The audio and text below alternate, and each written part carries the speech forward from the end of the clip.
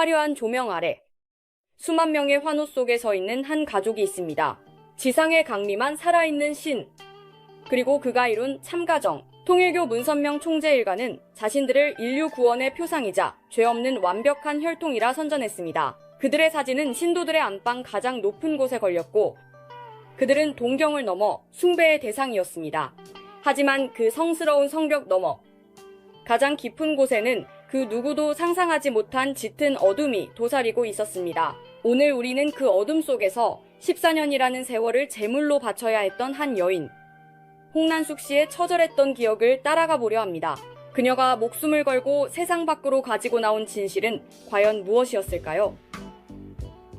그날 밤의 정적은 유난히 무거웠습니다. 3년 전 홍난숙 씨가 감행했던 탈출은 단순한 가출이 아닌 사선을 넘는 야반 도주였습니다. 남편 문효진이 마약에 취해 인사불성이 되어 침실문을 걸어 잠근 그 짧은 시간만이 그녀에게 허락된 유일한 기회였습니다. 그녀는 숨소리조차 죽인 채 잠든 5아이들을 하나씩 깨웠습니다.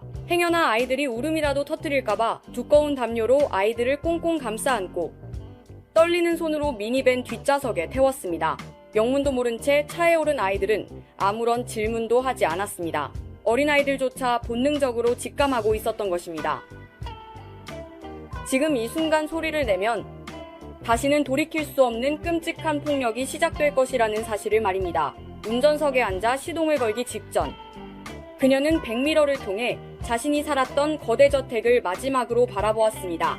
수영장과 볼링장이 갖춰진 호화로운 대저택. 수많은 하인들이 굽신거리던 그곳. 세상 사람들은 그곳을 궁전이라 불렀지만 그녀에게 그곳은 인간의 존엄을 말살하는 화려한 감옥일 뿐이었습니다. 그날 밤 그녀가 그 집에서 챙겨 나온 것은 돈도 보석도 아니었습니다. 그것은 바로 가족이라는 이름으로 묶인 자신의 아이들, 그리고 잃어버린 자유였습니다. 비극의 시작은 1982년으로 거슬러 올라갑니다.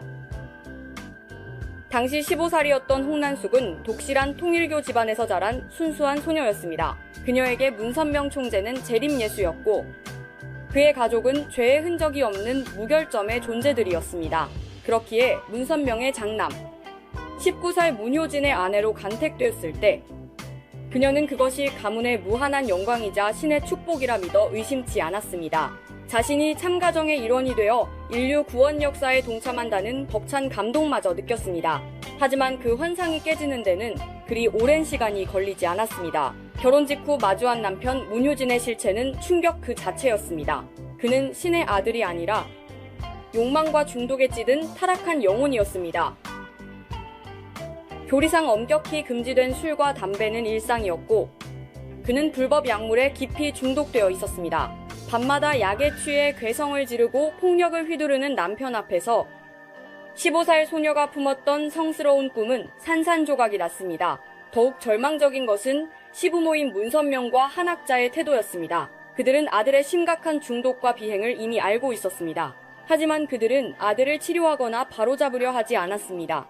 오히려 아들이 사고를 칠 때마다 막대한 현금을 쥐어주며 입을 막고 상황을 무마하기에 급급했습니다.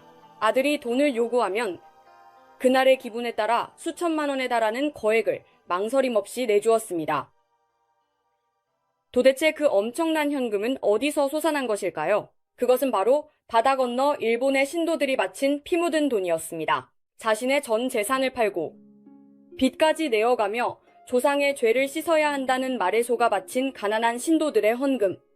그 거룩해야 할 돈은 굶주린 이웃을 위해 쓰이는 것이 아니라 타락한 황태자의 마약값과 유흥비, 그리고 그들의 호화로운 파티 자금으로 탕진되고 있었습니다.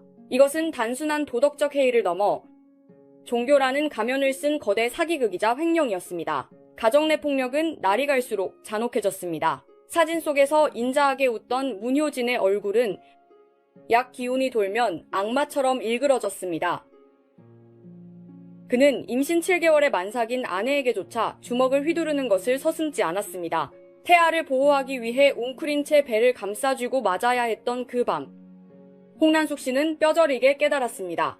이곳은 가정이 아니다. 이곳은 생존을 위협받는 전쟁터다.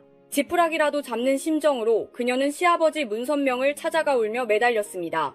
아버님, 남편이 저를 때립니다. 제발 도와주세요. 이러다 제가 죽을 것 같습니다. 하지만 돌아온 대답은 그녀의 영혼을 얼어붙게 만들었습니다. 문선명은 차갑고 단호한 목소리로 말했습니다. 내가 참아야 한다. 너는 이 위대한 가문을 위해 바쳐진 재물이다. 어머니 한학자 역시 다르지 않았습니다. 내 신앙심이 부족하고 내가 완벽하지 못해서 남편이 저러는 것이다. 더 참고 그를 품어라. 그들은 며느리를 인격체가 아닌 자신들의 완벽한 가족쇼를 유지하기 위한 소모품 취급을 했습니다. 피해자에게 책임을 전가하는 전형적인 가스라이팅. 그것이 바로 그들이 말하는 사랑의 실체였습니다. 남편의 광기는 결국 넘어서는 안 될 선을 넘고 말았습니다. 그의 마수는 아내의 친척 동생에게까지 뻗쳤습니다. 어느 날 저택을 방문한 사촌 동생의 비명과 남편의 비릿한 웃음소리를 들은 홍난숙 씨가 방문을 열었을 때 그곳은 지옥이었습니다. 문효진은 아내의 친척 동생을 성적으로 유린하고 있었습니다. 분노에 찬 그녀가 따져 묻자 그는 뻔뻔함을 넘어선 광기 어린 궤변을 늘어놓았습니다. 이건 죄가 아니야.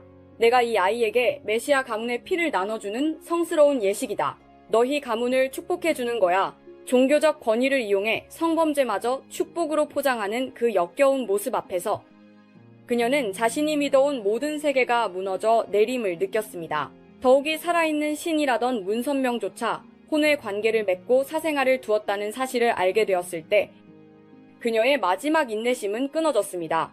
신도들에게는 간음은 지옥불에 떨어질 죄라고 협박하면서 정작 본인은 섭리적 관계라는 말장난으로 자신의 욕망을 신성화하고 있었던 것입니다.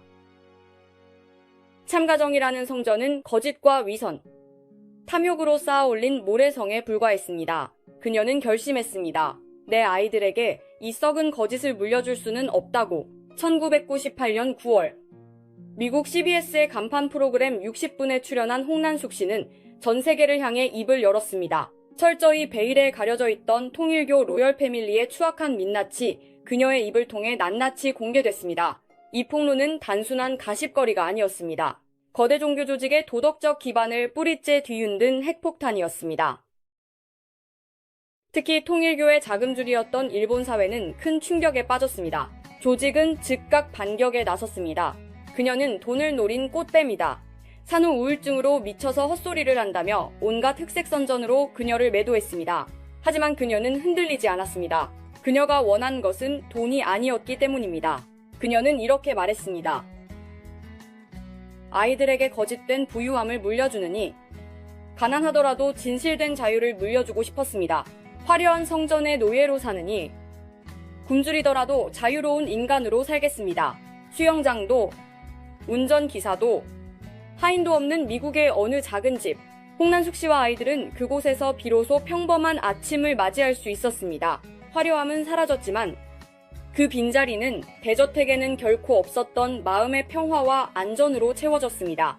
그녀는 자신의 자서전 문선명 가문의 그림자를 통해 세상의 기록을 남겼습니다. 이 책은 단순한 폭로서적이 아닙니다. 맹목적인 믿음이 인간을 어떻게 파괴하는지, 그리고 한 인간이 자신의 존엄을 되찾기 위해 얼마나 큰 용기가 필요한지를 보여주는 투쟁의 기록입니다. 지금 이 순간에도 어딘가에서 잘못된 믿음의 담장 안에 갇혀 숨죽여 울고 있을 누군가가 있다면 그녀의 목소리가 닿기를 바랍니다. 당신은 혼자가 아닙니다. 세상 밖으로 나와도 하늘은 무너지지 않습니다. 진정한 구원은 타인이 만들어 놓은 성전이 아니라 당신 스스로의 삶을 찾는 그 발걸음 속에 있습니다. 15살의 이름을 잃어버렸던 소녀는 31살이 되어서야 비로소 자신의 이름 홍난숙을 되찾고 자유인이 되었습니다.